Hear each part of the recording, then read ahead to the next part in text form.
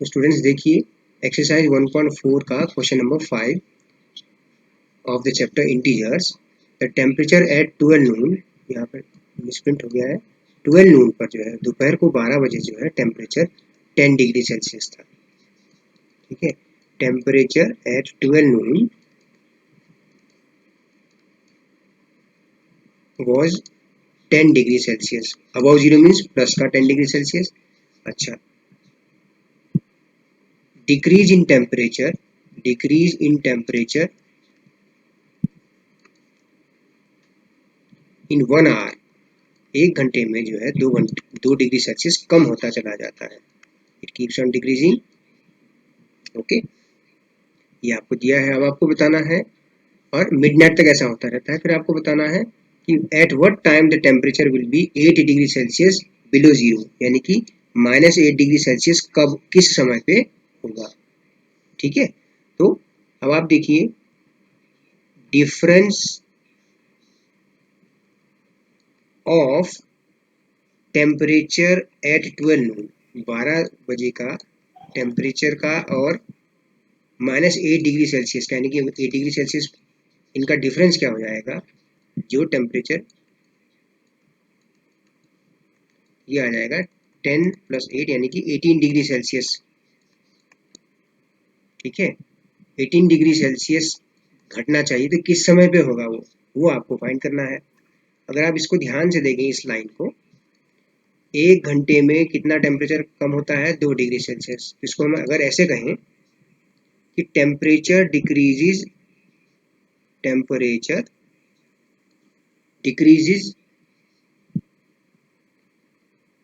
Bye 2 degree Celsius in 1 hour. ठीक है, ये चीज समझिए, ये 18 कहाँ से आया, ये चीज समझ लीजिए पहले।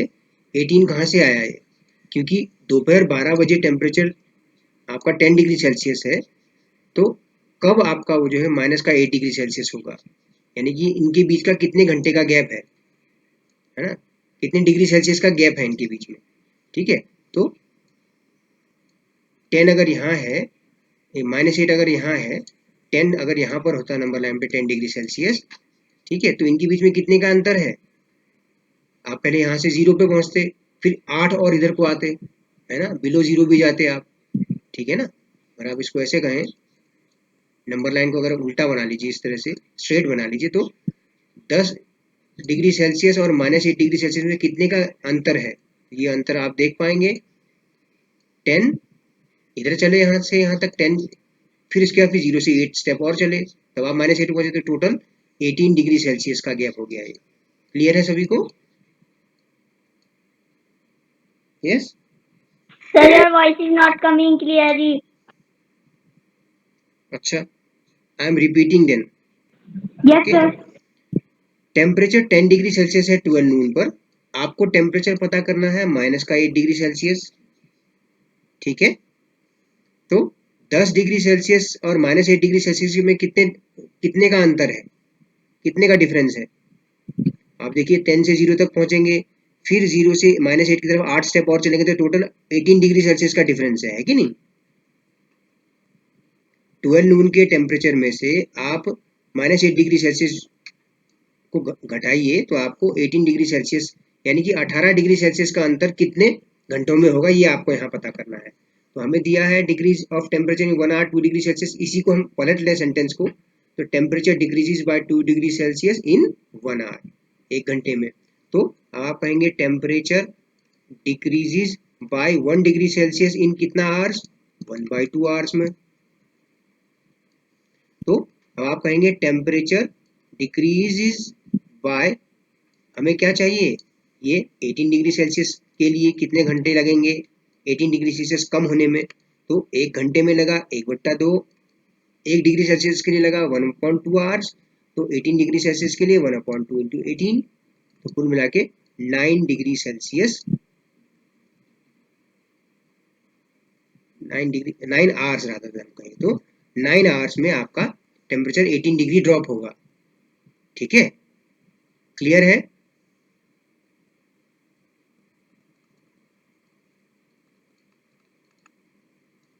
टोटल टाइम 12 बजे में आप 9 घंटे ऐड कर दीजिए। 12 नून में 9 आवर्स ऐड करेंगे तो क्या बन जाएगा, 9 PM आ जाएगा। तो रात को 9 बजे टेम्परेचर आपका -8 डिग्री सेल्सियस होगा।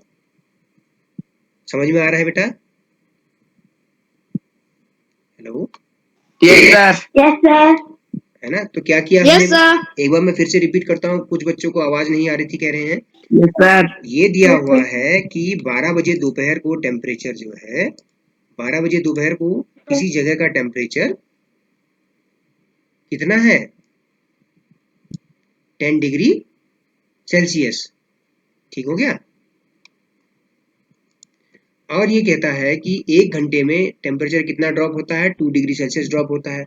अगर हम इसको दूसरी भाषा में कहें तो 2 डिग्री सेल्सियस का कमी होती है तापमान में, कितने समय में, 1 घंटे में।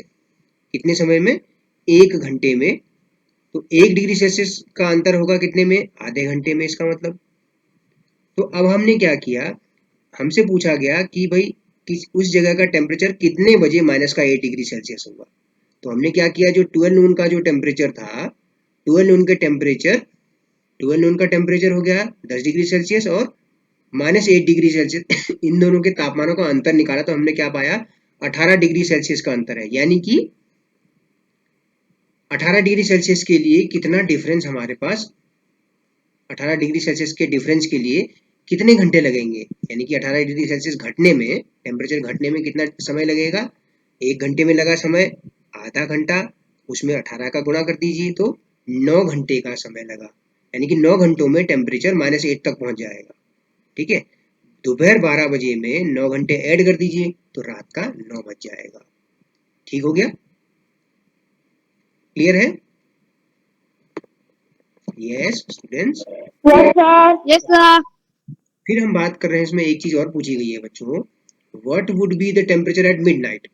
दोपहर 12 से रात के 12 बजे तक का, दोपहर 12 बजे से रात के 12 बजे तक कितने घंटे होते हैं,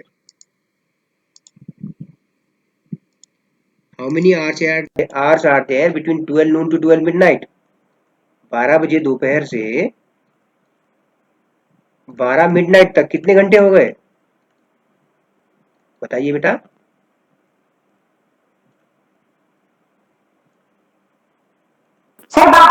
12 घंटे, बिल्कुल सही। Hours between 12 noon and 12 midnight is equal to 12 hours. ठीक है ना? तो टेम्परेचर एट मिडनाइट निकालना होगा आपको, बिल्कुल सही। अगर रात का टेम्परेचर निकालना है तो आप क्या करेंगे, शुरू के टेम्परेचर में, इनिशियल जो 12 नून में टेम्परेचर था, टेम्परेचर 12 नून जो टेम्परेचर था उसमें टेम्परेचर डिक्रीज इन 12 आवर्स। 12 घंटे में कितना टेम्परेचर Yes, sir. घटा है वो ऐड कर देंगे, है ना? तो इनिशियल टेम्परेचर 10 था, ठीक है, 12 घंटे में टेम्परेचर कितना ड्रॉप हो जाएगा, -2 इंटू 12, है ना? ड्रॉप हुआ तो -2 यूज किया, तो 10 - 24 यानी कि -14 डिग्री सेल्सियस। सही है बेटा ये आंसर? समझ में आई बात? Yes, yes, sir. 1 घंटे में 2 डिग्री घट रहा Yes, है, sir. 1 घंटे में 2 डिग्री घट रहा है तो 12 घंटों में 24 डिग्री घटेगा, यानी कि -24। तो दोपहर 12 बजे का टेम्परेचर 10 है ना? तो रात को 12 बजे का टेम्परेचर -14 हो जाएगा। क्लियर है सभी को? है ना? क्वेश्चन नंबर 6 को देखते हैं बच्चों। Yes, sir. Yes sir. Yes, sir. Question number 5 बहुत इंपॉर्टेंट क्वेश्चन है बेटा, एग्जाम में आने के लिए बहुत इंपॉर्टेंट क्वेश्चन होता है, उसको रिवाइज करिएगा अच्छे से। ठीक है, अच्छा क्वेश्चन नंबर 6 जो दिया है, क्वेश्चन नंबर 6 दिया है कि भाई एक क्लास टेस्ट हो रहा है, ठीक है, करेक्ट आंसर के लिए +3 दिया जाता है और इनकरेक्ट आंसर के लिए -2 दिया जा रहा है। In a class test, +3 marks are given for each correct answer and -2 marks for each incorrect answers. ठीक हो गया? I request everyone that you should type your name in the chat box, okay, for the attendance. ठीक, तो 3 marks जो है correct answer के लिए और -2 मार्क्स इनकरेक्ट आंसर्स के लिए और नो अटेम्प्ट के लिए 0 मार्क्स। अटेम्प्ट नहीं किया है तो 0 मार्क्स। अच्छा, तो आप जो चीज दिया गया है उसको आप लिख लेंगे। आप लिखेंगे मार्क्स फॉर 1 करेक्ट आंसर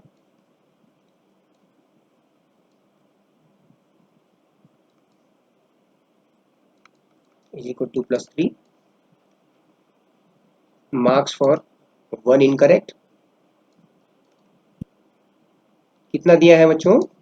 एक इनकरेक्ट आंसर पे कितना मार्क्स मिलेगा?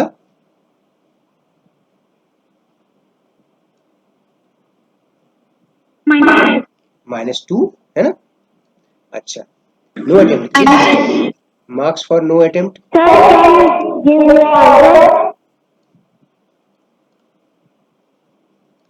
Tell me the answer whatever I am asking, उतने का ही जवाब दीजिए बेटा प्लीज, बाकी लोगों को समझ में नहीं आता कई बार, है ना। अच्छा, राधिका ने कितने मार्क्स स्कोर किए? 20 मार्क्स स्कोर किए, जिसमें उसके 20 मार्क्स स्कोर करने के लिए उसने 12 करेक्ट आंसर्स दिए। आपको बताना है कि कितने इनकरेक्ट आंसर दिए। ठीक हो गया, ये बताना है आपको। राधिका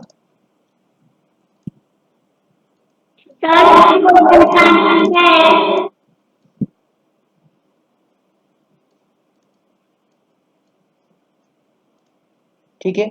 अच्छा, marks in 12 correct answers, marks for 12 correct, 12 correct answers के लिए उसको कितने नंबर मिलेंगे?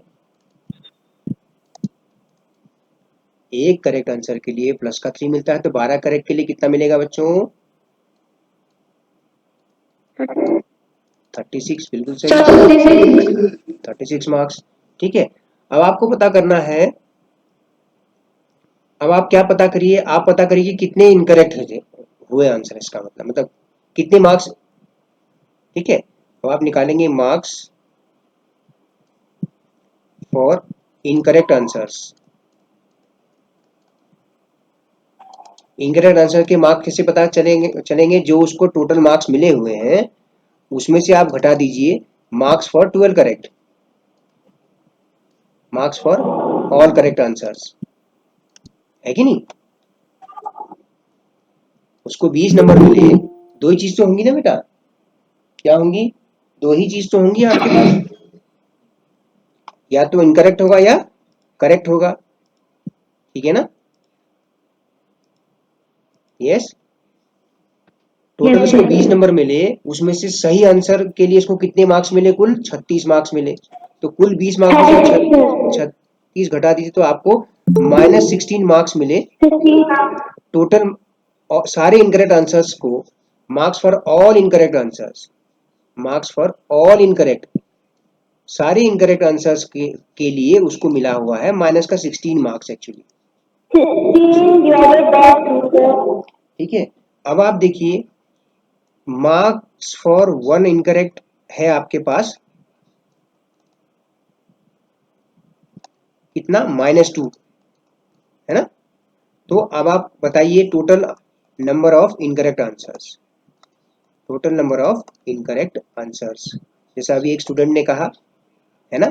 तो सारे कुल टोटल -16 मार्क्स, बिल्कुल सही, टोटल -16 मार्क्स मिले सारे आंसर्स मिला के, और एक इनकरेक्ट आंसर के लिए -2 होता है, उससे डिवाइड कर देंगे तो 8 इनकरेक्ट आंसर्स उसने दिए हुए हैं। ठीक है, समझ में आया? किसी को समझ में नहीं आया तो बताइए मुझे। सर आ गया। ओके, सर आ गया। है ना। क्या किया हमने?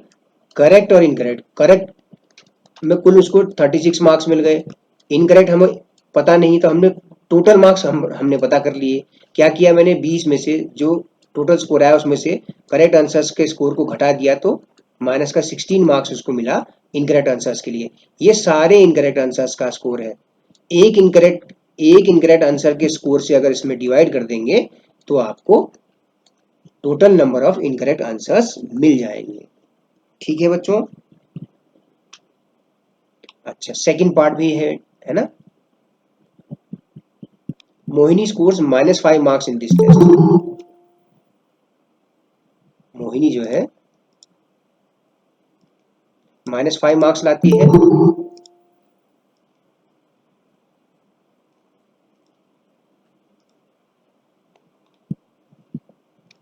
Somebody is joining the class. Let me allow them. Okay. ठीक है। What? Yes. सेकंड पार्ट क्या है? सेकंड पार्ट है मोहिनी जो है टोटल कितने मार्क्स स्कोर करती है इस बार टेस्ट में? -5 मार्क्स स्कोर करती है। दो she got 7 correct answer. 7 correct answers देने के बाद भी उसको -5 मिला है। तो how many question she has attempted incorrect. ठीक है, तो फिर से वैसे ही करेंगे। टोटल मार्क्स ऑफ मोहिनी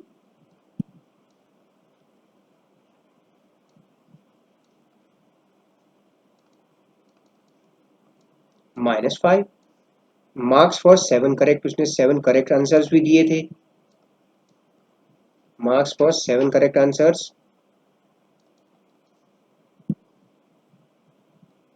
ठीक है, एक करेक्ट आंसर के लिए 3 मिल रहा है, तो 7 करेक्ट आंसर्स के लिए 21 मार्क्स मिलेगा, यानी कि 21 मार्क्स मिले होते। ठीक है, अब आप फाइंड आउट करिए total marks of incorrect answers. Total marks for all incorrect answers, सारे इनकरेक्ट आंसर्स के लिए टोटल जो है, मतलब नेगेटिव उसका स्कोर हो गया होगा। टोटल स्कोर में से जो उसको फाइनल स्कोर मिला, उसमें से आप मार्क्स जो मिले उसको फॉर ऑल 7 करेक्ट आंसर्स। ठीक है, फॉर ऑल की जगह हम 7 लिख देते हैं। 7 करेक्ट आंसर्स के लिए जो मिला उसको, तो -5 -21 है ना, ये देखिए करेक्ट आंसर्स के लिए मिला हुआ है, तो माइनस का 26। ठीक है, टोटल -26 उसको जो है नेगेटिव मिला, -26 उसके इनकरेक्ट आंसर मिले। तो मार्क्स फॉर 1 इनकरेक्ट, एक इनकरेक्ट के लिए -2 है। तो अब आप बता सकते हैं कि so total number of incorrect answers, total number of incorrect answers क्या हो जाएंगे बच्चों? जो उसको टोटल इनकरेक्ट मार्क्स जो मिले हुए हैं, मैं यहाँ लिख देता हूँ, total score of incorrect answers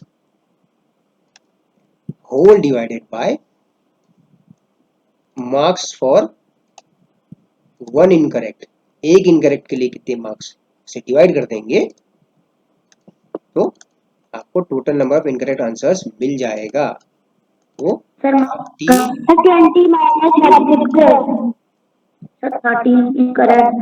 13 incorrect answers. Okay, clear है? क्लियर है सभी को?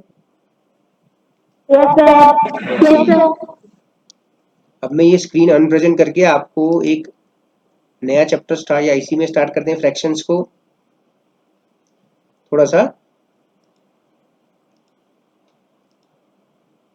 एक नई स्क्रीन आपको प्रेजेंट कर रहा हूं।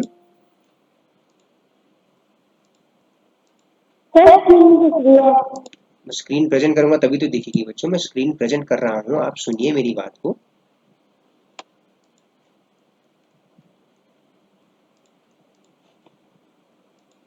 मैंने आपसे कहा मैं एक स्क्रीन प्रेजेंट कर रहा हूं, नई स्क्रीन, है ना।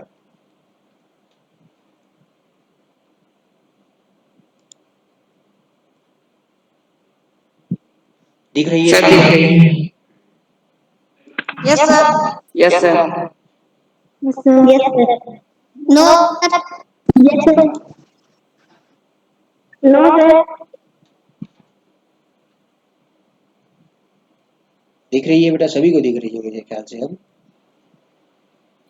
Yes, sir. Yes, sir. है ना। तो what is a fraction? Sir, not coming. What is a fraction? A fraction is that represents a part of a whole. ठीक है, ये डेफिनेशन आपने क्लास 6 में पढ़ी हुई है। फ्रैक्शन क्या होता है कि that represents a part of a whole. ठीक हो गया? सर आप नोट्स ग्रुप में भी भेज देंगे? I am not going to send the notes in the group. It won't be possible for me. Better to attend the class, everyone. I can send the recording of this class, but I cannot send the notes. और वैसे भी इसकी notes की आवश्यकता नहीं है, केवल आपको क्वेश्चन करने। ये क्लास 6 की चीज थी, है ना, उसको आप रिवाइज कर लीजिएगा।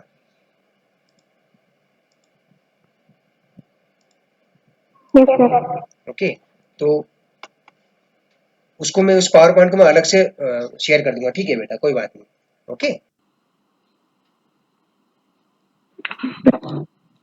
अच्छा अभी क्वेश्चन नंबर 7 भी तो बचा है, एक क्वेश्चन नंबर 7 भी बचा हुआ है बच्चों। Okay sir. Question number 7 complete करते हैं, फिर फ्रैक्शंस एंड डेसिमल्स के बारे में डिस्कशन करते हैं। क्वेश्चन नंबर 7 क्या कहता है? Elevator means lift. एलिवेटर का मतलब है लिफ्ट, ठीक है। Elevator distance from mine shaft at the rate of 6 metre per minute, ठीक है। और आपको ध्यान हो, नीचे की तरफ को डिस्टेंसेस को हम कैसे डिनोट करते हैं? माइनस से, है ना। -350 मीटर का मतलब हुआ कि बिलो द ग्राउंड। तो जो कोयले की खान होती है बच्चों, वो जमीन के नीचे ही होती है ना। तो ये एक एलिवेटर है जो ऊपर से नीचे जा रही है, किस स्पीड में? 6 मीटर पर मिनट, यानी कि 1 मिनट में 6 मीटर की डिस्टेंस कवर कर रही है, ठीक है। अच्छा, अब जो लिफ्ट है, लिफ्ट जो है ये ग्राउंड लेवल है आपका, ये ग्राउंड लेवल है। ग्राउंड लेवल के ऊपर से 10 मीटर ऊपर से चल रही है, यहां से। ये जो लिफ्ट है यहां से स्टार्ट हो रही है, ठीक है। ग्राउंड लेवल से 10 मीटर ऊपर की तरफ से ये लिफ्ट जो है आपकी ऊपर से नीचे की तरफ जा रही है, किस स्पीड में? 6 मीटर पर मिनट की स्पीड में, ठीक है। इफ द डिस्टेंट मीन्स नीचे की तरफ जाना, start from 10 metre above the ground, how long will it take to reach -350 metre? Means -350 metre का मतलब हुआ 350 मीटर बिलो द ग्राउंड, ये कहने का मतलब हुआ, ठीक है। तो आप देखिए सॉल्यूशन आप लिखेंगे, initial position of elevator is 10 metre, ठीक है। फाइनल पोजीशन जहां पहुंचना है, final position of elevator is -350 metre, okay, ठीक है। तो आप मुझे बताइए, अगर ये पॉइंट ए है और ये पॉइंट बी है, पॉइंट ए और बी के बीच की डिस्टेंस, पॉइंट ए और बी के बीच की डिस्टेंस आप मुझे बता सकते हैं? टोटल डिस्टेंस देखिए, यहां से यहां तक टोटल डिस्टेंस कितनी है? ए से लेके बी तक, यानी कि जहां पर पहली बार में था और जहां लास्ट में पहुंची लिफ्ट। यस, बताइए। 350। जमीन से 10 मीटर ऊपर से स्टार्ट हो रही है, तो पहले तो जमीन तक पहुंचेगी 10 मीटर, फिर वहां से 350 मीटर नीचे आएगी, तो टोटल डिस्टेंस अब बताइए। Yes sir. Total distance covered आप बताइए, इनिशियल पोजीशन में से फाइनल पोजीशन को, टोटल 360 मीटर जाएगा, लिफ्ट जाएगा। Yes, yes sir. फिगर को आप देखिए ना, ये आपका ग्राउंड है, ग्राउंड से ऊपर 10 मीटर पे लिफ्ट है, लिफ्ट 10 मीटर यहाँ चल पहुंची यहाँ तक, फिर 350 मीटर और नीचे आए, तो टोटल कितनी डिस्टेंस कवर करी लिफ्ट ने?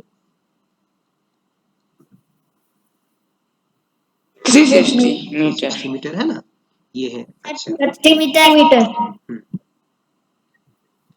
Time taken in 6 metre distance, 6 metre distance cover करने के लिए, to time taken to cover लिख लीजिए रादर देन, ये ज्यादा अच्छा शब्द है। Time taken to cover 6 metre distance is 1 minute,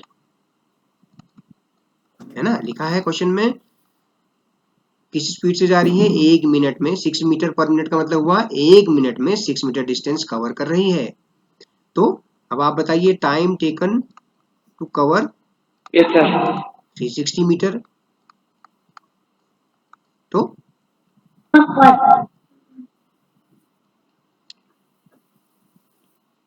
ठीक है। अब आप पहले ऐसे करिए, यूनिटरी मेथड से करिए, ज्यादा समझ में आएगा। 1 मीटर डिस्टेंस कवर करने के लिए कितना टाइम लगेगा, 1/6 मिनट। फिर आप कहेंगे टाइम टेकन, टोटल डिस्टेंस कितनी कवर करनी है हमें, time taken to cover 360 metre distance cover करनी है। 1 मीटर में 1/6 मीटर मिनट टाइम लग रहा है, तो 360 मीटर के लिए 1/6 इंटू 360, 1 मीटर कवर करने के लिए कितना टाइम लगा, में मल्टीप्लाई कर दीजिए 360 मीटर का, तो है ना। तो आप कहेंगे the elevate it takes 1 hour to reach at -350 metre position. ठीक हो गया, इस तरह से है। ओके बच्चों। Yes, sir.